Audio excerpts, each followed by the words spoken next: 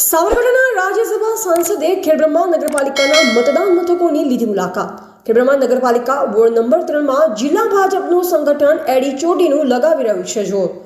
3 નંબરના ward number 3માં ત્રિપાખીઓ જંગ, ભાજપના અપક્ષ ઉમેદવાર આપી રહ્યો છે ટક્કર, દિગ્ગજ નેતાઓ એડી ચોટીનું લગાવી રહ્યા છે જોર। રાજ્યસભા સાંસદ 3 નંબરના બોર્ડની જીતના દાવા વચ્ચે ભાજપના કાર્યકર્તાઓમાં ચિંતાનો માહોલ।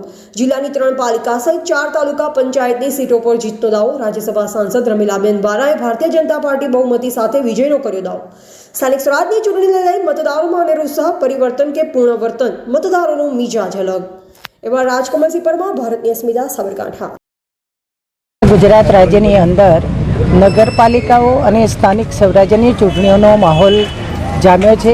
આજે મતદાનનો દિવસ છે, ત્યારે અમારા ખેડબ્રહ્મા મત વિસ્તારમાં અમારા નગરપાલિકાની 28 એટલે કે 7 વોર્ડની ચૂંટણીઓ થઈ રહી છે અને બીજી તાલુકા પંચાયતની ખાલી પડેલી 3 સીટો, વિજયનગર તાલુકાની 2 તાલુકા પંચાયતની સીટ અનુક્રમે ચીઠોડા, બાલેટા અને પોશીના તાલુકાના બિંછી ગામની 3 સીટો, આમ કુલ મિલા કે આ 28 સીટો અને 3 તાલુકા પંચાયતની ચૂંટણીઓનો આજે મતદાન છે। ત્યારે દેશની અંદર મળેલા પરિણામો, દિલ્હીની ચૂંટણી પછી આ તરત મતદાનનો દિવસ છે।